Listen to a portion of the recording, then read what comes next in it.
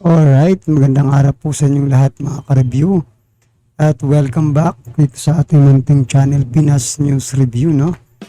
Medyo hindi pa po magaling yung boses natin pero try lang po natin mag-comment sa mga issue dito sa Pilipinas. At eto nga po mga ka-review, mula po sa ating paboritong KBBM News PH, General Bantag bumuelta na kay Katapang.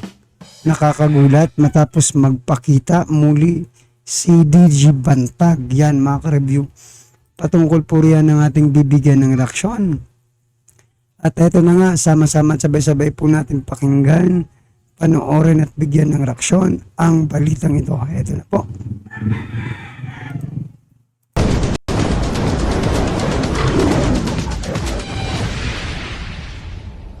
Mga ka-BBM, hindi na nakapagpigil itong si dating Bucor Chief na si General Gerald Bantag sa kanyang mga napapanood at naririnig sa social media kung paano siya paulit-ulit na sinisiraan ni General Gregorio Katapang Jr. Alam mo itong si Katapang kasi, wala namang alam ito sa pagmamanage ng kulungan. Nakita naman natin. Nakita nyo, bulilyaso, palusot. Ganon sila eh. Turo dito, bantag yun. Minana namin yan. Mga ganon. Tama po no mga ka-review. Kasi sa bawat problemang dumarating kay Katapang, si DG Bantag ang sinisisi. Naku naman. Kalipas kasi na pagdinig sa Senado at Kongreso, paulit-ulit na sinabi niya Katapang na minana niya lahat ng problema sa Bucor na iniwan ni General Bantag. So ganun po ang minana nating problema.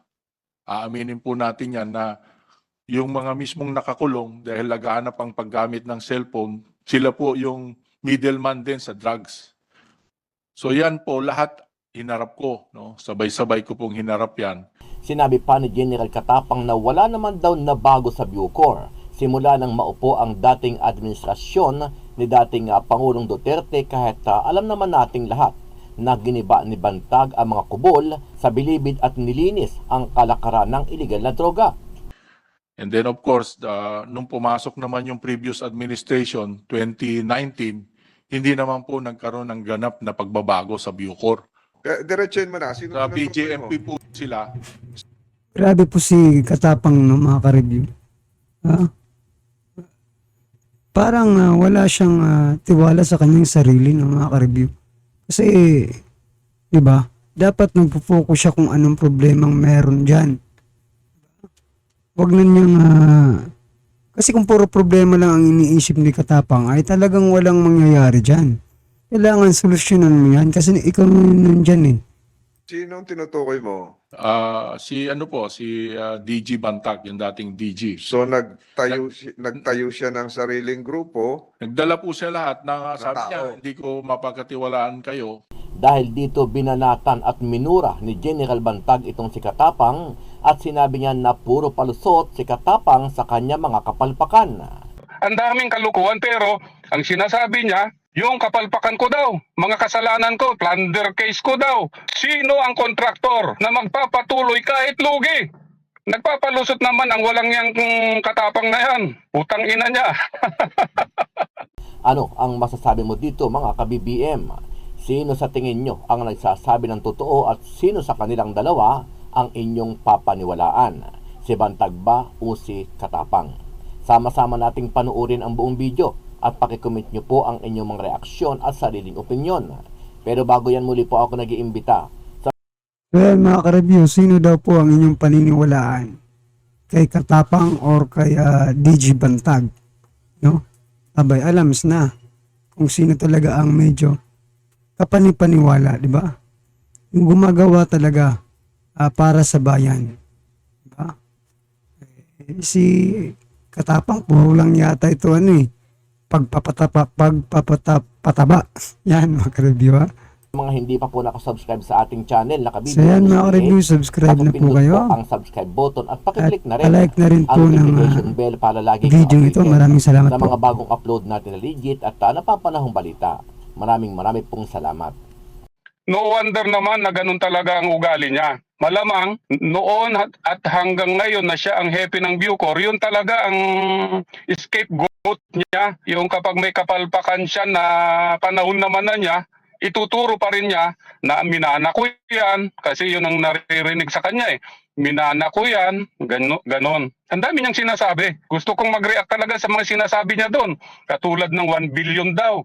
Sinabi, plunder, kaya ano, hindi naman tinatanong yon. Ang tanong ng Senate dyan, dapat yung bakit nakapasok yung mga mahabang baril na nakita nalaman ni Congressman Tulfo na pumutok pa M16, sabi, bakit yung hopya, ang laman, shabob, ang daming kalukuhan, pero ang sinasabi niya, yung kapalpakan ko daw, mga kasalanan ko, plunder case ko daw, kinasuhan ako dahil sa naubos na daw yung 1 billion pero hindi pa natatapos yung project. Kalukuhan yon.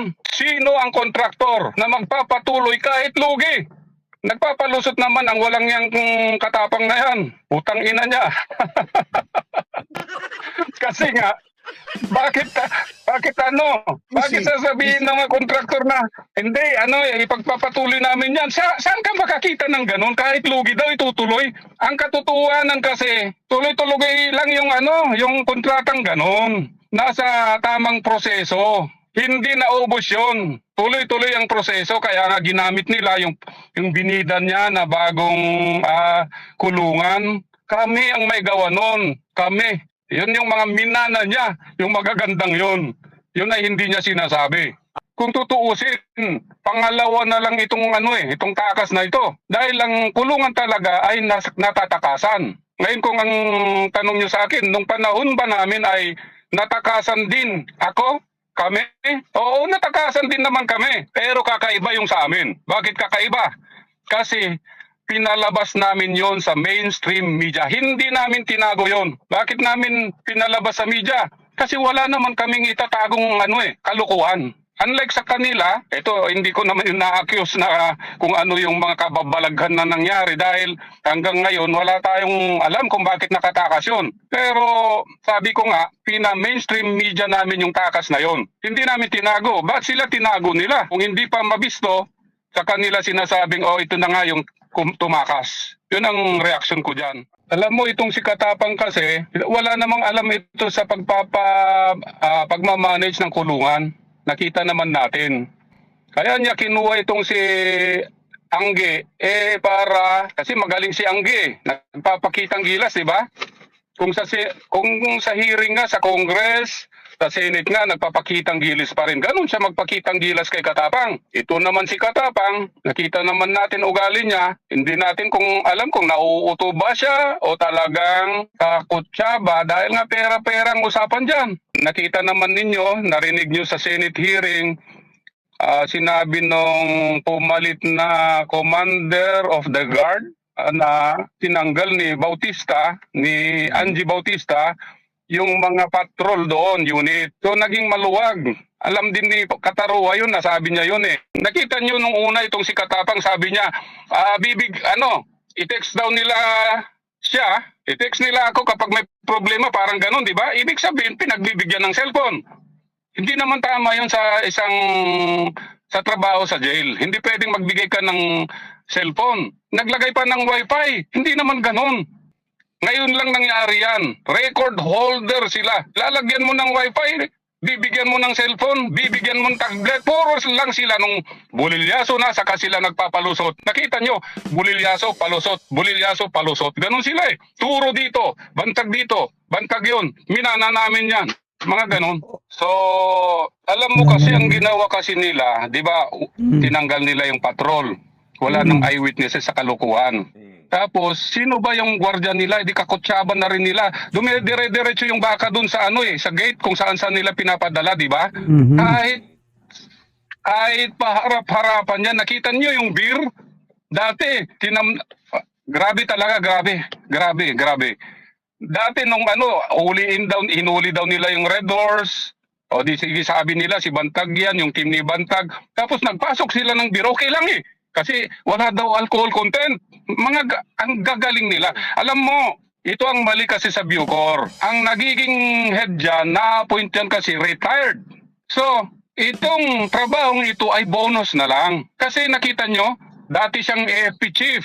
Nag-retire na yan, nakuha niya kung anong retirement, pay niya. Nag-pension na yan. Tapos ilalagay uli siya doon, hindi pangising-isang walang yan. Kasi pera na lang, bonus na lang ito eh. Magkabulilyaso ako dito, kahit anong gawin kong kagaguhan dito, okay lang. Kasi wala, retired naman na ako eh, bonus na to eh. Nakita mo naman kung sa interview ni PRRD noon, magiging narco-politics na talaga itong narco-state na tayo, sabi niya kung hindi siya. So parang sinasabi po dito ni DG Bantag na talagang wala nang pakialam itong si Katapang kung ano man ang mangyayari dyan sa Bucor. Kasi nga po pensyonado na po siya.